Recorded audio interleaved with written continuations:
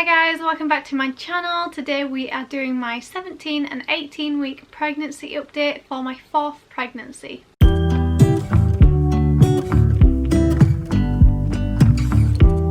So today we're going to be covering lots of ground. We're going to be talking about physical symptoms, mental health, baby movement. We've had a scan, our first consultant appointment with our chosen hospital, and of course a belly shot at the end. So as you guys know, I usually post weekly with my pregnancy updates, so it's pretty odd for me to be putting 2 weeks together.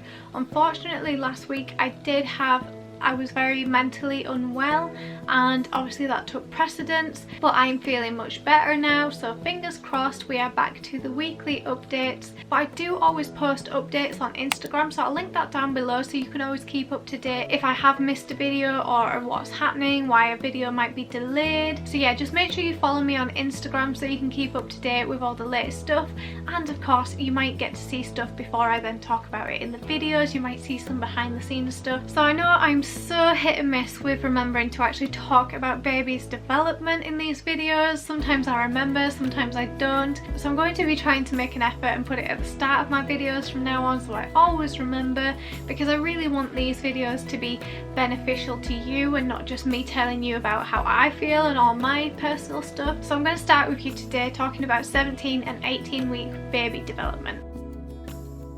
So at 17 weeks, baby is the size of a large onion, about 13 centimeters, and baby is practicing swallowing and sucking, so that's preparing for breastfeeding or bottle feeding, whatever you choose. So hearing is really starting to pick up in terms of development, and the ears are nearly fully formed, and fat stores are building up, ready for bringing this baby into the outside world. So at 18 weeks, baby is the size of a cucumber, about 14 centimeters. They now have individual fingerprints, and they are now yawning as well, which you may be able to see on a scan. So there you go, that was the development for 17 and 18 week old babies. And now to talk about my side of the story, and I think considering what happened last week, I think it's best that we do talk about mental health first.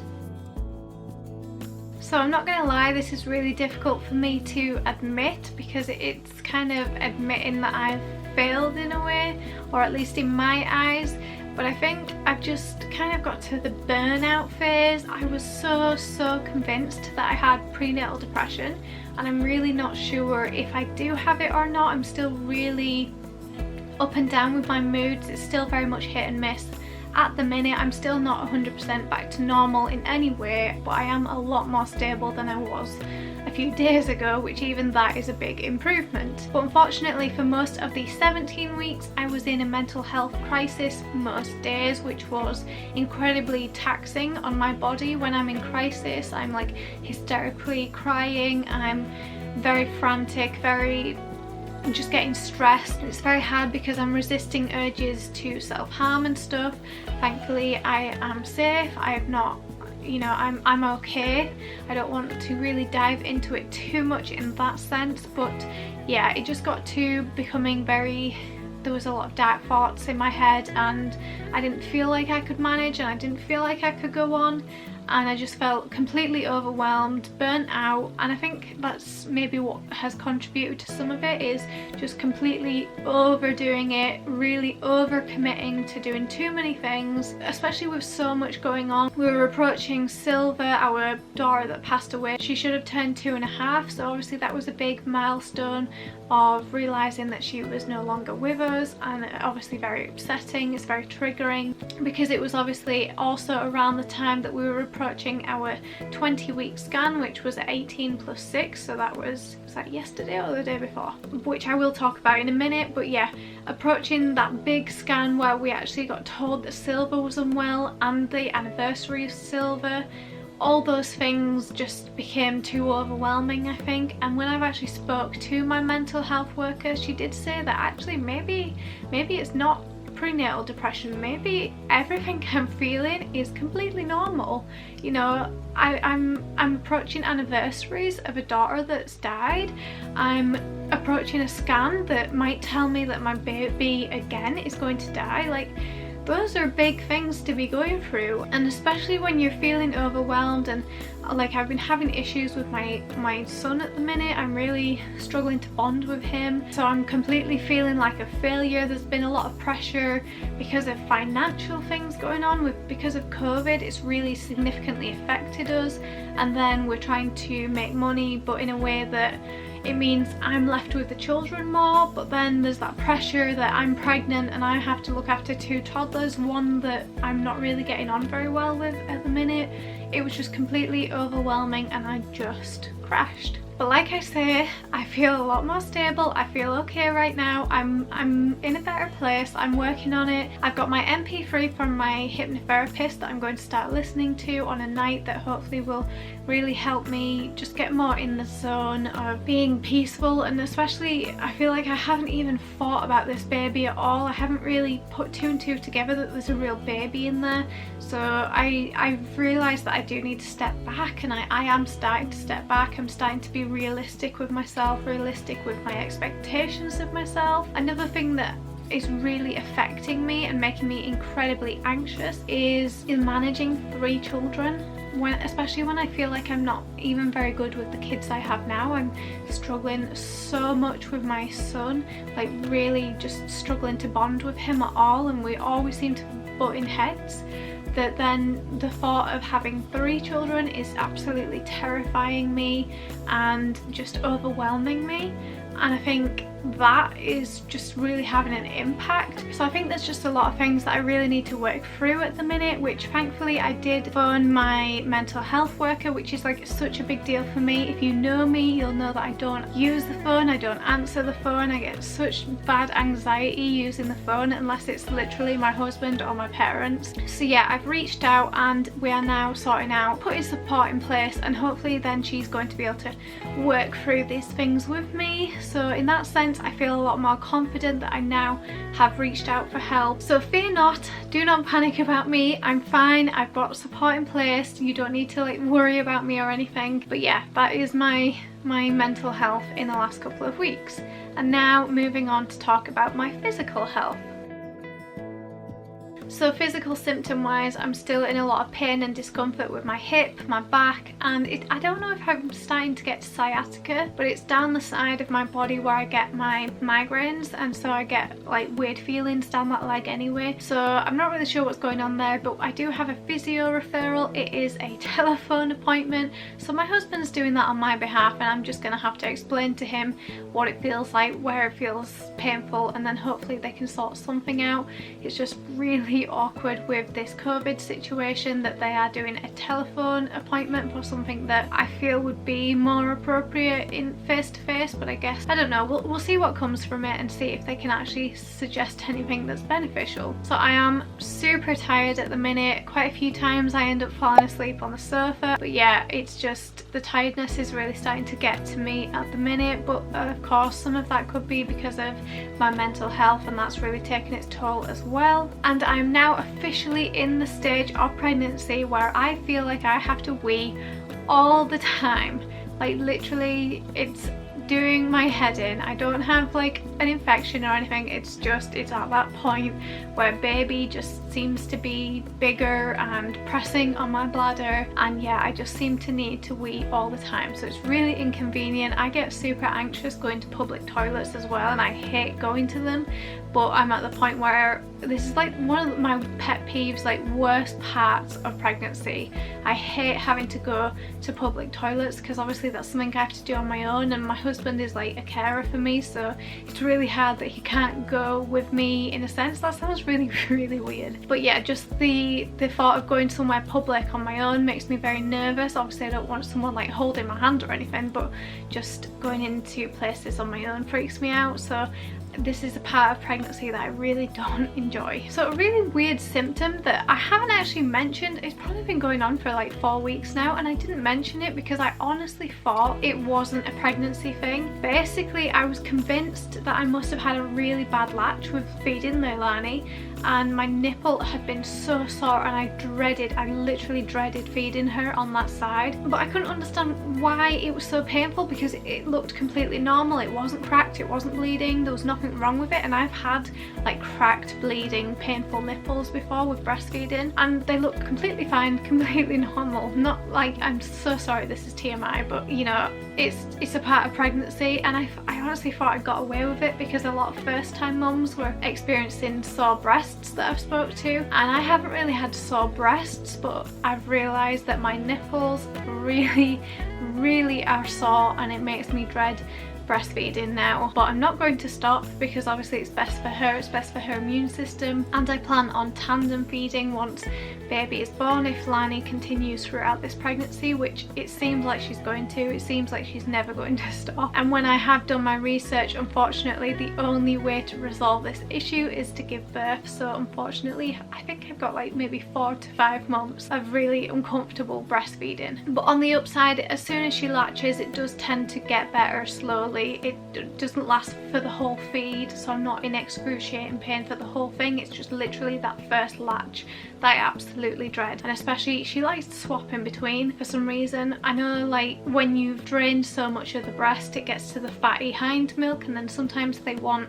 the more watery milk from the other breast and stuff, so I think she likes to swap in between because of that reason. But yeah, I'm not enjoying that aspect of it. So a big physical symptom that has been a real issue and just a pain in my butt really, has been that I fainted. I completely blacked out and fainted. We actually went to my first consultant appointment with my new doctor in my new hospital, which is in Newcastle, which is 2 hours away from where we live. I had not eaten that day. It was just a very stressful day, and I was very anxious about going to this appointment. So long story short, I hadn't eaten. After that appointment, I did then eat a pack of hula hoops, and then we walked from the hospital into the city centre. It's maybe a 20-minute walk, and we were stood waiting for food, and there was a lot of heaters. It was like this half indoor half outdoor place, and basically I just started to feel really woozy. I have passed out I think in the past, but usually it's either because I'm squeamish or it's because I've been in intense pain. So I was familiar with these symptoms, and I could tell that I was starting to feel sick. I was starting to get really lightheaded, and this is where my anxiety and kind of agoraphobia, I guess, was really worked against me, because I couldn't leave my husband, and I didn't want to. We had one of them things that beeps when your food is ready, and I didn't want to go out of like signal. I don't know if that can happen, so I didn't want to move away from where we were stood.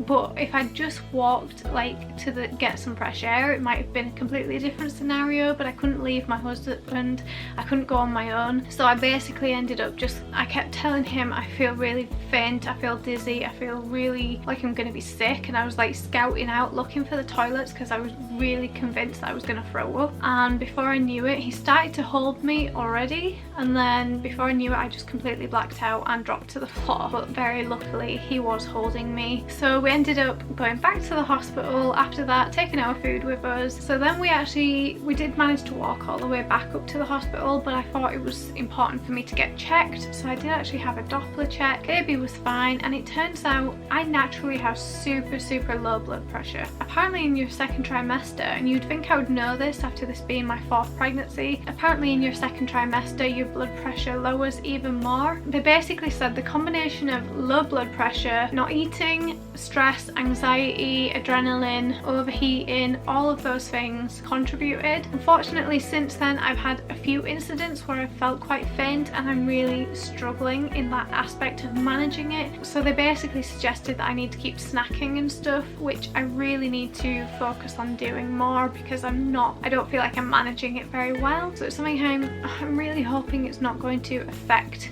this whole pregnancy. It's been really difficult because then like the other night I actually had to rest, which obviously is not my thing, and I was just so faint and dizzy that in the evening time I couldn't really do anything. I had to just rest. I was so bad. Yeah, I'm not a big fan of actually taking things easy, so this is going to be a challenge for me in this pregnancy, and it does not seem like it's going away at the minute. Moving on to something more exciting, and let's talk about baby movements. So baby is super active, like really super strong movements, swishing movements. You can tell they're just like having a ball in there, rolling around, kicking. It's all the time, like it seems really often, and it's just, I can't believe like it just shocks me every time it happens. It really, like, it's the weirdest feeling, and I can't even believe, because we never planned this pregnancy and our plan was for doing this in a few years time, I can't believe that I'm even feeling these feelings, that my body is getting to experience this again. But it is my favourite part of pregnancy. It's just been a really wonderful part of the last few weeks that's made them a little bit less horrible, I guess. So moving on next to talking about my first consultant appointment. So obviously it was at Newcastle, and honestly just the difference in the care from Newcastle to where I was originally under, like, it's amazing. Considering we were late, and I know we did phone, but I still was freaking out. They were so accommodating, so friendly, like literally every single person was friendly. It was just, it put my mind at ease. And actually we sat in a separate room waiting for the consultant, because obviously Fabian was with me as he is my carer, which was obviously nicer for the other mums because I really didn't want to be triggering them. But it was actually really nice to find out the reason we then ended up waiting so long is because I printed off so many documents of copies of stuff that I wrote for my first consultant appointment at my local hospital, but then I also wrote up a kind of what I would like from their hospital and what I was hoping to get out of that appointment. And it was so nice that she actually took forever, but she took the time to read every single thing that I wrote and really came into the appointment prepared and willing to discuss stuff. She was super open to all options. She was actually happy to discuss feedback despite me saying about my scar. She has requested my notes so that she can go over my previous surgery notes to see how likely a VBAC is and how safe it would be. And I think the most important thing was that she just made us feel like we were respected, and that it definitely felt like much more of a discussion, much more of a back and forth. And that's when I felt even more comfortable knowing that yes, we can't make a plan right now, we don't know what's going to happen, we don't know what's going to happen with the growth, but just knowing that we would be supported and that she would always just provide the information for us to then make choices just made me feel really respected and confident in her care. I also found out that her clinic specifically was for parents that have lost babies, which gave us a lot of reassurance, and we have decided to continue seeing her instead of going to a different clinic that maybe worked better with our work schedule. But we really felt that the fact that she understood baby loss really meant a lot to us, so we will be seeing her again on the 28th for an in-depth anatomy scan, and she will be doing Dopplers and stuff that my local hospital can't do. I think she's doing Dopplers of like the placenta and the cord, I think. I'm not 100% sure, but I just know that she was doing a lot more in-depth stuff because they have the technology and the training to do that. But she was happy for us to go ahead with the scan that we already had booked for our local hospital, because she knew how much we kind of just needed to rip the band-aid off, in a sense of really needed to know that this baby was growing normally, because even though they can't do the in-depth scan where we are, we just needed to know the growth was okay and that this was a healthy baby, because obviously it was such a big scary scan for us. So yeah, let's move on now and talk about that scan. So I'm pleased to say the scan went perfectly. We have a healthy little baby. It was ridiculously active, which I kind of knew it would be, because it seems to be a very active baby. And like she said a few times, she was having to chase it around to get the measurements and stuff. But it did actually behave when she needed to do the important stuff of looking at the heart, which at the minute is only the size of your little pinky fingernail. But thankfully baby did stay still for that, and we did get some cute pictures. And I think the best thing about this scan is actually the fact that because they take so much time, not only is it really reassuring, but it gives you that chance to kind of see your baby's personality. Like the fact that the baby had both its feet over its head, and it seems to be this like super flexible gymnastic scrunched up baby, and it was just a quirky little thing in there. And we did get to see it open its mouth as well, and we actually got to see the lens on its eye, which I've never seen in a scan before. It's nice when you get these longer scans and you really get to see and know your baby's characteristics in a sense. But yeah, it was just really nice to see that baby is measuring completely normal and is a healthy little baby in there. I think the last thing for us to do, and I'm so sorry, I know this video is going on and on and on, but obviously there has been a lot going on in the last 2 weeks and I'm trying to cover 2 weeks. But yes, I think it's time we do a belly shot. So here we go from the front with clothes on. from the left hand side. This is when I believe in the power of black being slimming, but then again I guess it does look pretty big. And then this is from my right hand side, and then my right hand side without my t-shirt, and then from the front, and then from the left hand side. So yeah, it's definitely growing in there, and we have a cute healthy little baby. So I hope you guys enjoyed today's video. I'm so sorry it was so long. If you did like today's video though, make sure to give it a thumbs up. We will be back to weekly updates next week, and we have loads of other exciting pregnancy videos and other mummy videos coming up soon. I'm super excited about all these, especially when it's time to get to Halloween and Christmas. I have so many ideas of videos that are definitely going to keep me busy and occupied over the next few months. So make sure you click the subscribe button down below so you don't miss any of them, and don't forget to follow our social medias. I'll link them down below as well, so then you can see all the behind the scenes stuff and know if I have any issues with uploading. You will know first. And thank you so much for watching this video and continuing to support my journey.